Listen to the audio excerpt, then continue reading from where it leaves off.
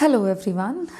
आज के क्लास में हम theory of supply chapter number 2 जिसको हम डिस्कस कर रहे हैं अंडर द यूनिट नंबर 3 जिसका नाम है प्रोड्यूसर्स बिहेवियर एंड सप्लाई। हम लोग बात कर रहे हैं सप्लाई के बारे में। प्रोड्यूसर किस तरह से बिहेव करते हैं जब वो प्रोडक्ट को प्रोड्यूस कर लेते हैं और उसके बाद जब उसकी क्वांटिटी को वो मार्केट में बेचने की इच्छा रखते हैं तो उसे हम सप्लाई कहते हैं। और सप्लाई से रिलेटेड जो बेसिक कॉन्सेप्ट्स हैं हमारे, हम उनको वन बाय वन करके डील कर रहे हैं। लास्ट क्लास में हम लोगों ने लॉ ऑफ सप्लाई को कंप्लीट किया था। हम लोगों ने देखा कि लॉ ऑफ सप्लाई जो है वो एक्सप्लेन करता है कि अगर आप अदर डिटर्मिनेंट्स ऑफ सप्लाई को कांस्टेंट रखते हैं तो आपको पॉजिटिव रिलेशनशिप देखने को मिलता है between the price and quantity supplied of the commodity. और इसे ही हमने प्रूफ किया था। सबसे पहले हम लोगों ने लॉ ऑफ सप्लाई के कुछ एजम्पशंस देखे थे, उसके बाद हम लोगों ने उस लॉ को एक्सप्लेन किया। एक्सप्लेन करने के लिए हम लोगों ने यूज़ किया था table, diagram and after that हम लोगों ने उस लॉ के एक्सेप्शंस देखे थे। आज के क्लास में हम उसके आगे अगले टॉपिक को डिस्कस करेंगे। लॉ ऑफ सप्लाई के बाद जो हमारे थ्योरी ऑफ सप्लाई में अगला टॉपिक आएगा हम वो जानेंगे। और जैसा कि मैंने आपको लास्ट क्लास में बताया था कि अब हम लोग चेंज डिस्कस करेंगे, मतलब सप्लाई कर्व में होने वाले चेंज को हम डिस्कस करेंगे। और उसके अंदर हमने 2 टॉपिक पढ़ना है। तो जो सबसे पहला है वो है मूवमेंट अलोंग सप्लाई कर्व। जो सबसे पहला टॉपिक है वो हमारा यही है, movement along supply curve. Supply curve में मूवमेंट का क्या मतलब है। और फिर हम लोगों को जानना था कि मूवमेंट के बाद जो हम चेंज पढ़ रहे हैं सेकेंड टाइप ऑफ, जिसका नाम होगा शिफ्ट इन सप्लाई। तो बेसिकली हमको डिस्कस करना है कि ये जो 2 टाइप का चेंज होगा ये हमारा क्या होगा, इसका क्या मतलब है। और हम शुरुआत करेंगे अपने पहले टॉपिक से, that is movement along supply curve. तो सबसे पहले हम इसको शॉर्ट में समझते हैं और फिर डिटेल में हम वन बाय वन करके इसको डिस्कस करेंगे। तो देख लो, movement along supply curve it is a topic जिसमें हम सबसे पहले बात करेंगे कि अगर एक वर्ड आ रहा है मूवमेंट, तो इस मूवमेंट का क्या मतलब है। तो जब भी हम मूवमेंट की बात करेंगे तो चाहे आप सप्लाई के केस में पढ़ रहे हो चाहे आप डिमांड के केस में पढ़ रहे हो, दोनों ही केसेस में ये कॉमन रहने वाला है। और मूवमेंट से हम 2 वर्ड्स मीन करेंगे। सबसे पहले तो 2 शब्द, मूवमेंट मतलब 2 वर्ड्स। क्या भाई? तो सबसे पहला एक्सटेंशन और दूसरा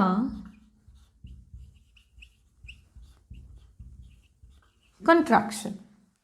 मूवमेंट जब भी हम सुनेंगे तो हम 2 वर्ड्स को याद करेंगे कि मूवमेंट का मतलब होता है एक्सटेंशन और कंट्रैक्शन।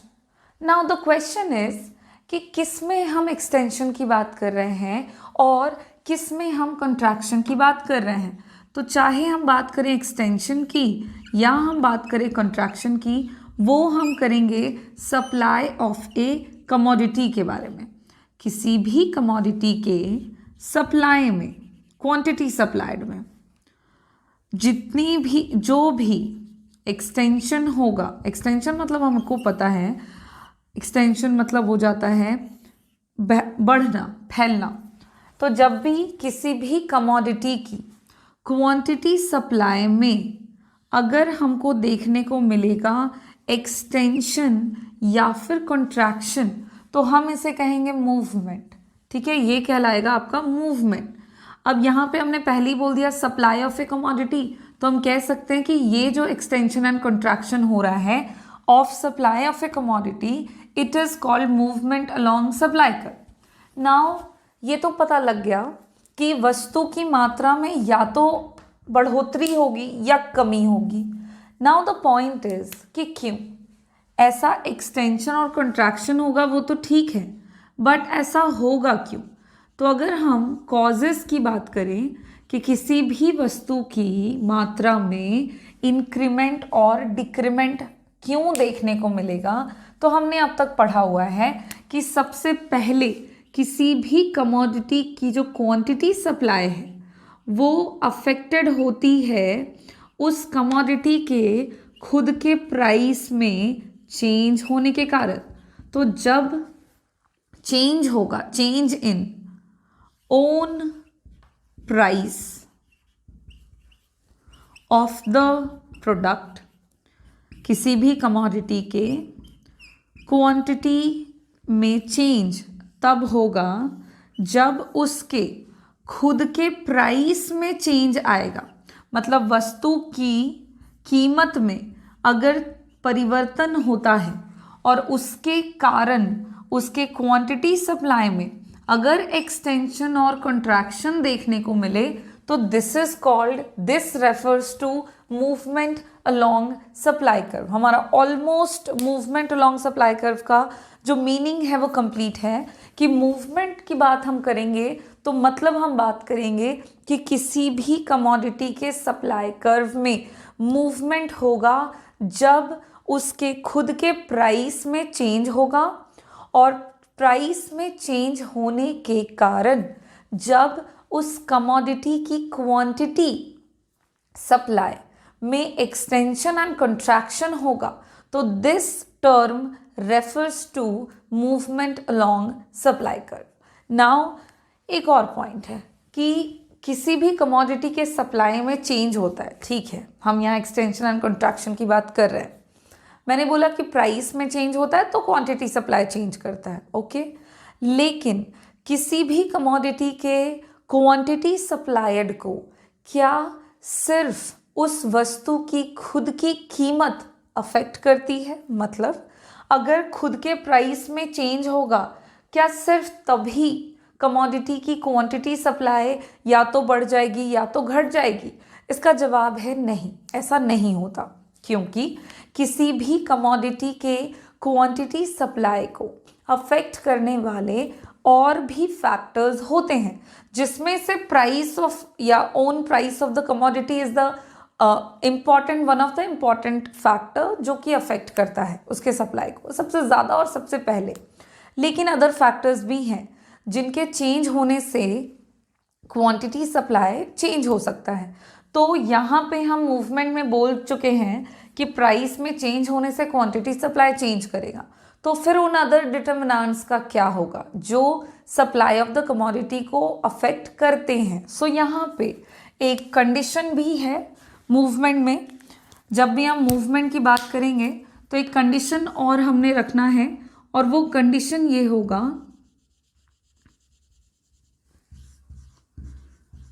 कि कमोडिटी के क्वांटिटी सप्लाई को अफेक्ट करने वाले अदर डिटर्मिनेंट्स भी हैं, तो अगर वो भी चेंज होते हैं तब भी क्वांटिटी सप्लाई चेंज हो जाएगा। तो जब हम मूवमेंट की बात करते हैं तब आपको अदर डिटर्मिनेंट्स ऑफ सप्लाई को कांस्टेंट करना होगा, और जब आप किसी भी कमोडिटी के क्वांटिटी सप्लाई को अफेक्ट करने वाले अदर डिटर्मिनेंट्स को स्थिर मान लेते हैं और तब उसके खुद के प्राइस में अगर चेंज होता है और उसके कारण उसके क्वांटिटी सप्लाई में एक्सटेंशन या कंट्रैक्शन होता है, तो this refers to movement along supply curve. Now we completed the meaning of movement along supply curve. अब इन तीनों टर्म को हम एक साथ बोलेंगे।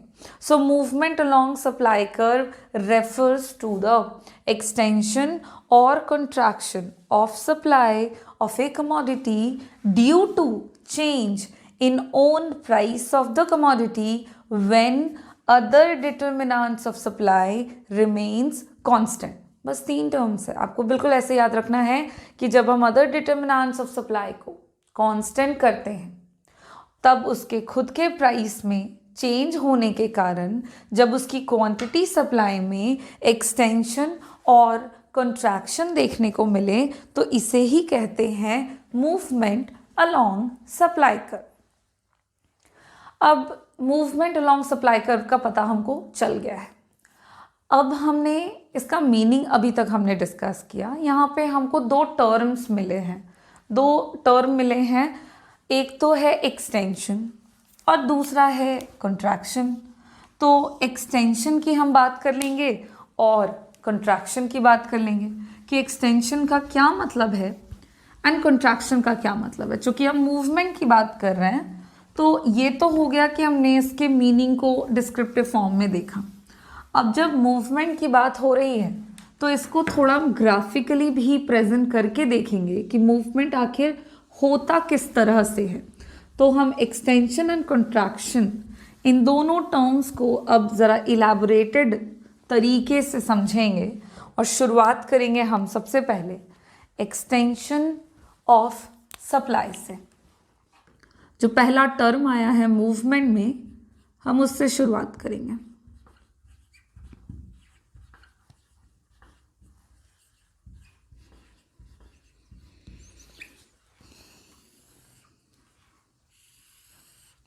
Okay, so extension of supply का क्या मतलब हो जाएगा? तो जैसा कि नाम से पता लग रहा है, एक्सटेंशन मतलब होता है इंक्रीज होना, बढ़ना, फैलना।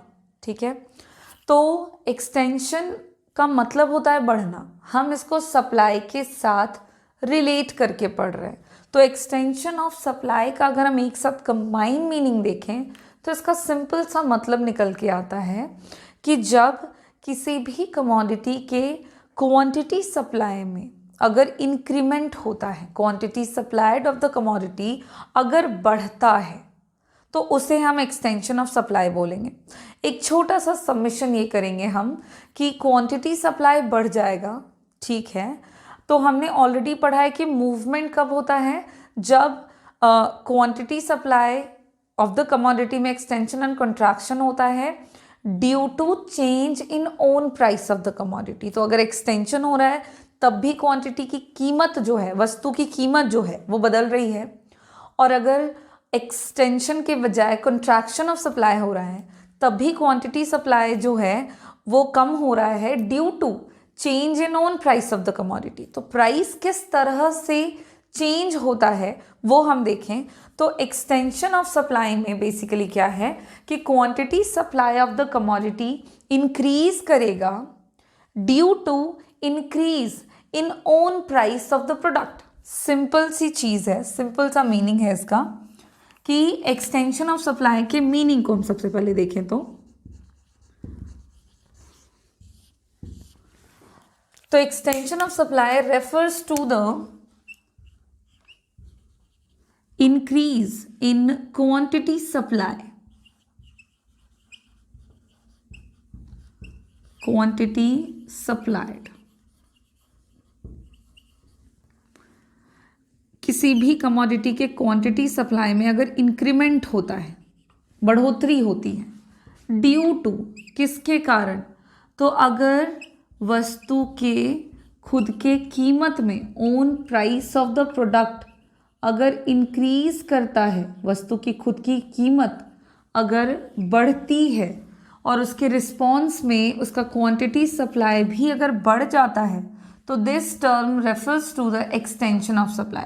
यहाँ पे हम क्वांटिटी सप्लाई की बात कर रहे हैं किसी एक प्रोडक्ट की, और उस खुद के प्रोडक्ट के कीमत में अगर इंक्रीमेंट होता है और उसके कारण उसकी क्वांटिटी सप्लाई बढ़ती है तो this is called extension of supply. Simply आप इसको डिफाइन करते हुए लिखोगे, extension of supply refers to the increase in quantity supplied of a product due to increase in own price of the commodity. So commodity के price में increase होने से उसके क्वांटिटी सप्लाई में अगर इंक्रीमेंट होता है तो this is called extension of supply. Simple. Now हम इस एक्सटेंशन ऑफ सप्लाई को अब ज़रा एक्सप्लेन करेंगे। एक्सप्लेन करने के लिए हम यहाँ पर अपना वही पुराना टर्म यूज़ करेंगे। हर टर्म को एक्सप्लेन करने के लिए हम यूज़ करते हैं टेबल और डायग्राम, तो यहाँ पे भी हम वही काम करेंगे। हम बना लेंगे एक टेबल और बना लेंगे हम डायग्राम। टेबल में हम सबसे पहले तो शो करेंगे कि कमोडिटी के प्राइस में इंक्रीज होने से उसकी क्वांटिटी सप्लाई किस तरह से बढ़ती है। तो सबसे पहले हम इन एक्सटेंशन ऑफ सप्लाई को दिखाने के लिए एक टेबल बना लें।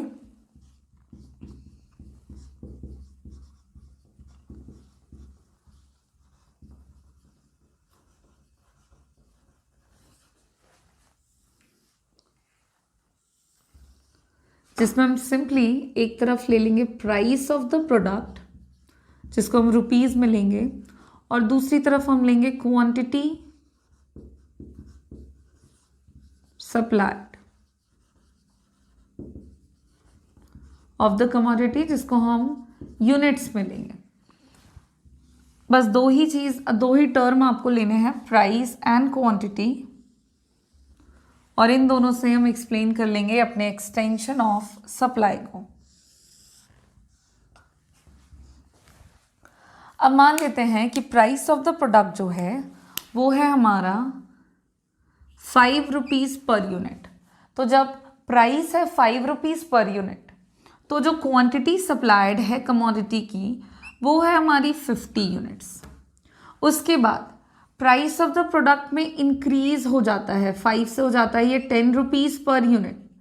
तो प्राइस ऑफ द प्रोडक्ट में इंक्रीमेंट के कारण या उसके रिस्पॉन्स में क्वांटिटी सप्लाई जो है वो भी सपोज करें कि 50 से बढ़ कर के हो गया है 100 यूनिट्स।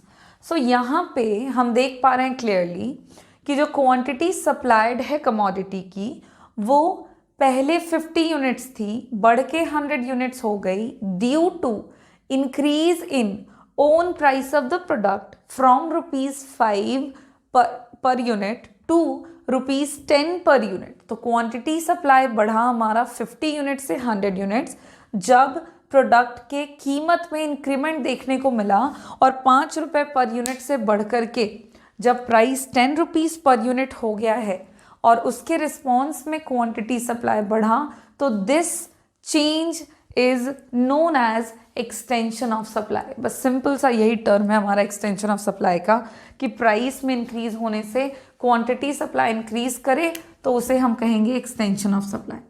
अब हम लोग एक्सटेंशन ऑफ सप्लाई को ग्राफिकली प्रेजेंट करके देखेंगे कि किस तरह का मूवमेंट होता है जब कमोडिटी की क्वांटिटी जो है वो एक्सटेंड करती है उसके प्राइस में इंक्रीज होने के कारण। तो ग्राफ बनाने के लिए हम सिंपली यहाँ पर एक्स और वाई एक्सिस ड्रॉ कर लेंगे।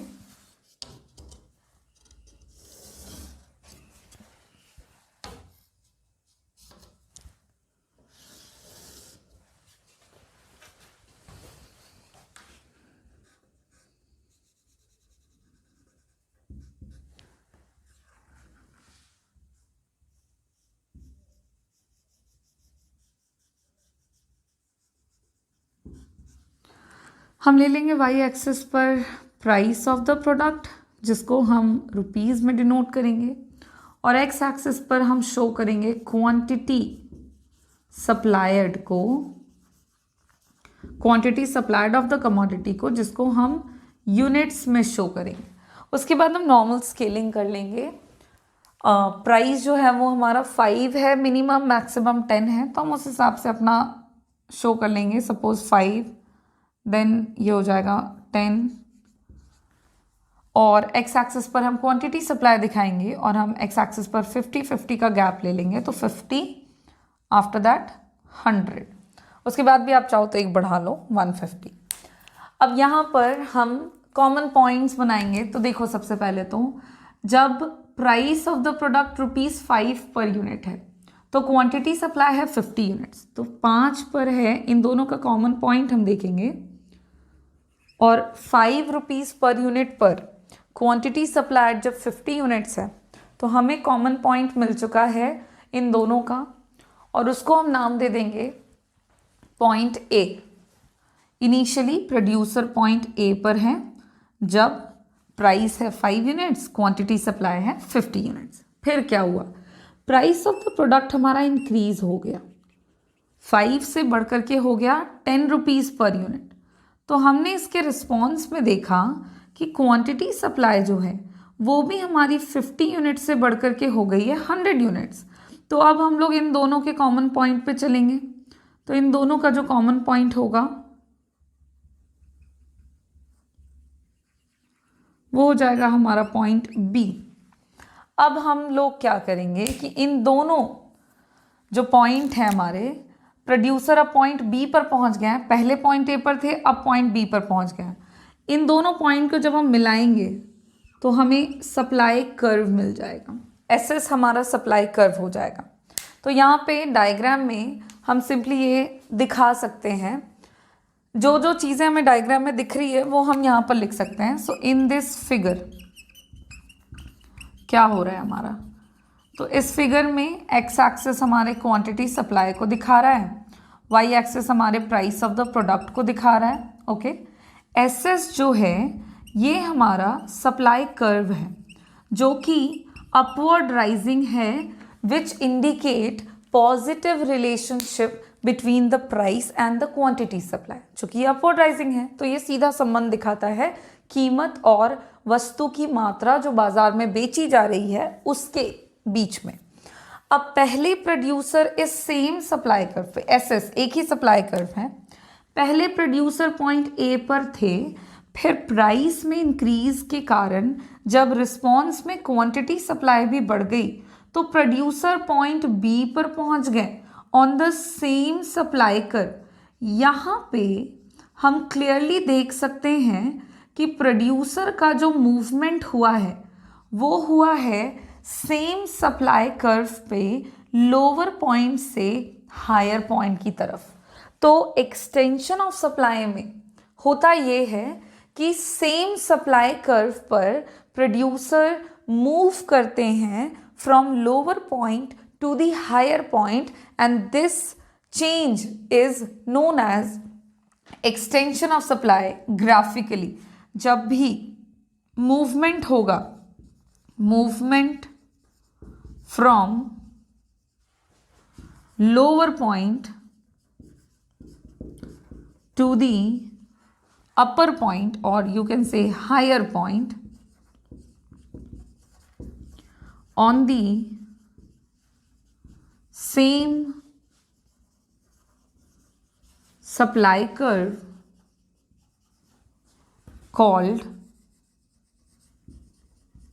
movement along supply curve, या फिर इज कॉल्ड, मूवमेंट ना बोल करके आप इसको बोलना चाहें तो आप बोल सकते हैं is called extension of supply. ठीक है, सो ये हो गया हमारा एक्सटेंशन ऑफ सप्लाई का ग्राफिकल प्रेजेंटेशन।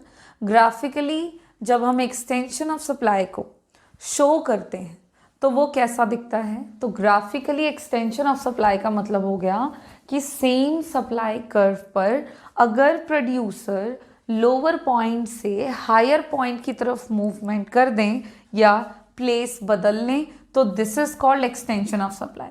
और इसी के साथ हमारा जो एक्सटेंशन ऑफ सप्लाई है ये टर्म कंप्लीट होता है। हमने देख लिया एक्सटेंशन ऑफ सप्लाई का मीनिंग, उसके बाद हमने इसको एक्सप्लेन किया। एक्सप्लेन करने के लिए हमने टेबल बनाया जिसमें हमने प्राइस बढ़ाया और रिस्पॉन्स में क्वांटिटी सप्लाई बढ़ा दी, और फिर हम लोगों ने एक्सटेंशन ऑफ सप्लाई का डायग्राम बना लिया, ग्राफ बना लिया, और ग्राफिकल प्रेजेंटेशन में हमने सेम सप्लाई कर्व पे लोअर पॉइंट से हायर पॉइंट की तरफ मूवमेंट देखा, और इसी को हम एक्सटेंशन ऑफ सप्लाई के नाम से जानेंगे। अब हम चलेंगे हमारे दूसरे टर्म में। एक्सटेंशन ऑफ सप्लाई के बाद अब हम लोगों ने मूवमेंट अलोंग सप्लाई कर्व में एक टर्म और देखा, that is contraction of supply. So contraction of supply का क्या मतलब होगा, उसके भी मीनिंग के साथ हम लोग उसको भी एक्सप्लेन करेंगे। एक्सप्लेन करने के लिए हम लोग एक टेबल बनाएंगे और ग्राफ बनाएंगे और देखेंगे कि जब किसी भी कमोडिटी की क्वांटिटी कम होती है, कंट्रैक्शन मतलब घटना, तो ये तो सीधी सी बात है कि क्वांटिटी तो उसमें घटेगी, तो कम होती है तो किस तरह का चेंज होता है उसके सप्लाई कर्व में, प्रोड्यूसर कहाँ से कहाँ मूव करते हैं, इन सारे टर्म्स को। तो अब हम लोग डिस्कस कर लें हमारे दूसरे टॉपिक को, जो कि है contraction of supply. So contraction of supply just opposite है एक्सटेंशन ऑफ सप्लाई का। एक्सटेंशन में हमने क्या देखा कि कमोडिटी की खुद की कीमत इंक्रीज करती है तो उसकी जो क्वांटिटी सप्लाई है वो भी बढ़ती है। कंट्रैक्शन ऑफ सप्लाई में क्या होता है कि जब वस्तु की कीमत घटती है और उसके रिस्पॉन्स में जब उसकी क्वांटिटी सप्लाई भी कम हो जाए तो this is called contraction of supply. अब इसी को हम इसके मीनिंग को हम प्रॉपर लिख लें और फिर हम लोग कंट्रैक्शन ऑफ सप्लाई को भी एक्सप्लेन कर लेंगे। सो कंट्रैक्शन ऑफ सप्लाई क्या, तो जब भी किसी भी वस्तु की मात्रा जो बाजार में बेची जा रही है या बेचने की इच्छा की जा रही है, तो क्वांटिटी सप्लाई में जब डिक्रीमेंट होता है due to decrease in own price of the commodity, और यहाँ पे हम क्वांटिटी और कीमत की बात कर रहे हैं किसी एक प्रोडक्ट के केस में, तो जब भी किसी भी एक कमोडिटी के खुद के प्राइस में कमी होने से उसकी क्वांटिटी सप्लाई में जब कमी हो जाए तो this is called contraction of supply. Simple सी चीज़ है, contraction of supply refers to decrement in quantity supplied of a commodity due to decrease in own price of the commodity। अब इसे हम एक्सप्लेन करें और एक्सप्लेनेशन के लिए हम यहाँ पर यूज करेंगे एक टेबल और फिर बना लेंगे उस टेबल के वैल्यूज के बेसिस पर डायग्राम।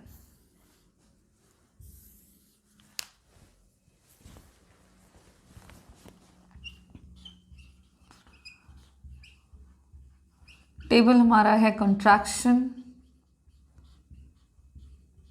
ऑफ सप्लाई पे,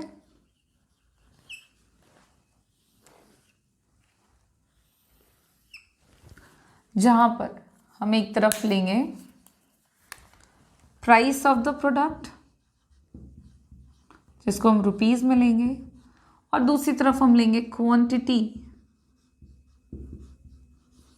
सप्लाइड ऑफ अ कमोडिटी जिसको हम यूनिट्स में लेंगे। यहां पे प्राइस ऑफ द प्रोडक्ट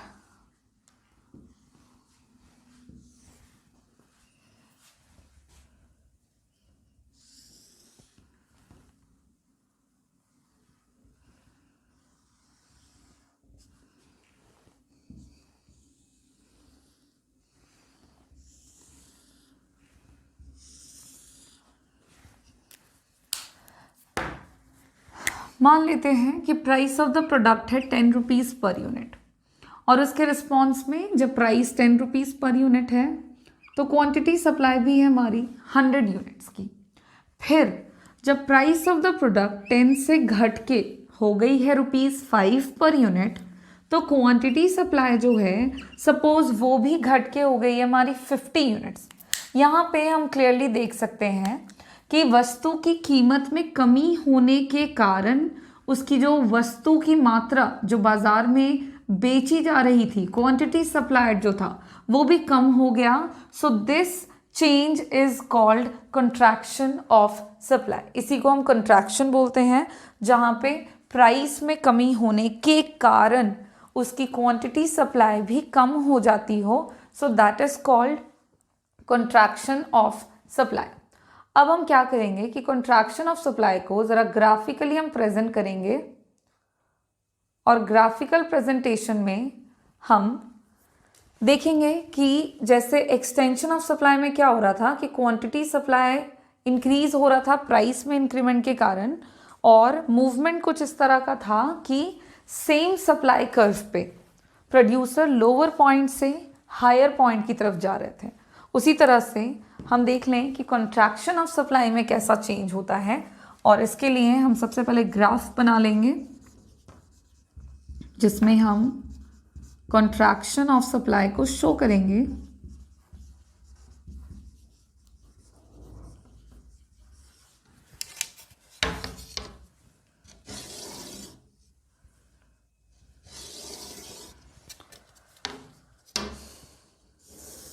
जहाँ पे हम एक्स और वाई एक्सिस फर्स्ट स्टेप में ड्रॉ कर लेते हैं।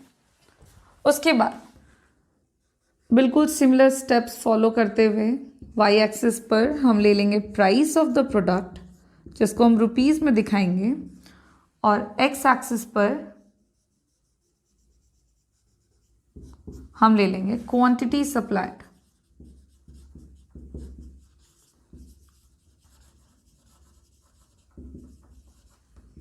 जिसको हम यूनिट्स में दिखाएंगे। उसके बाद हम नॉर्मल स्केलिंग कर लेंगे। यहाँ पे जैसा कि दिख रहा है टेबल में हमारा प्राइस मिनिमम वैल्यू है प्राइस का 5, मैक्सिमम है 10, तो हम उसी हिसाब से ले लेंगे 5 मिनिमम और मैक्सिमम 10। गैप हम 5-5 का ले रहे हैं, और एक्स एक्सिस पर हमारा क्वांटिटी सप्लाई है तो minimum value is 50 and maximum value is 100, तो हम उसी हिसाब से स्केलिंग भी कर लेंगे 50 एंड देन 100। अब हम क्या करेंगे तो कॉमन पॉइंट्स बनाएंगे। सबसे पहले देखें कि जब price of the product 10 rupees per unit है तो क्वांटिटी सप्लाई है 100 यूनिट्स, तो इन दोनों के कॉमन पॉइंट पर हम जाएंगे, और इन दोनों का जो कॉमन पॉइंट मिलेगा हमें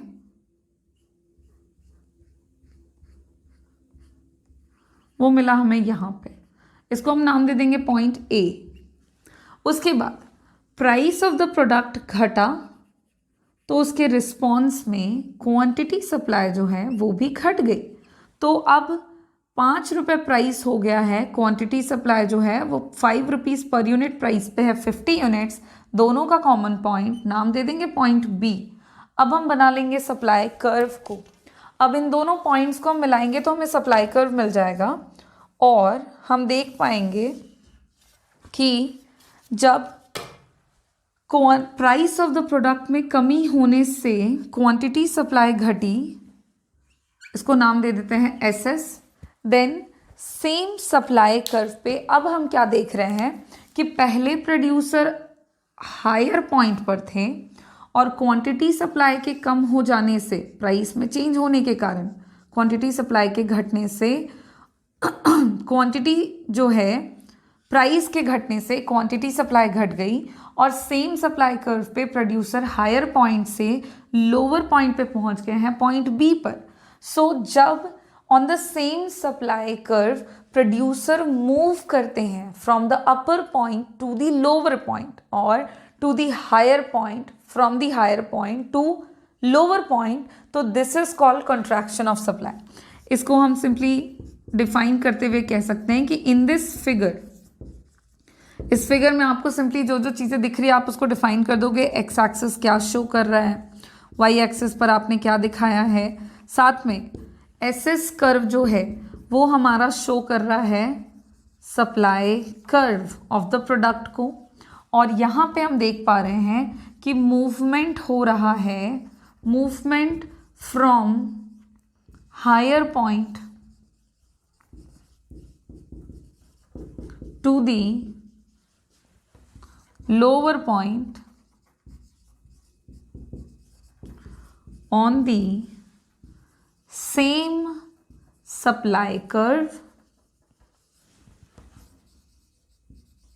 called contraction of supply। सो ये होता है हमारा कॉन्ट्रैक्शन ऑफ सप्लाई को ग्राफिकली जब हम प्रेजेंट करते हैं तो हमें जो चेंज देखने को मिलता है वो कुछ इस तरह का होता है कि सेम सप्लाई कर्व पे हम देख पाते हैं कि चेंज हो रहा है, मूवमेंट होता है from higher point to the lower point, और इस तरह से कंट्रैक्शन ऑफ सप्लाई जो है हमारा वो कंप्लीट होता है। और कंट्रैक्शन ऑफ सप्लाई के कंप्लीट होने के साथ ही साथ हमारा जो टॉपिक चल रहा था मूवमेंट अलोंग सप्लाई कर्व, ये भी कंप्लीट होता है।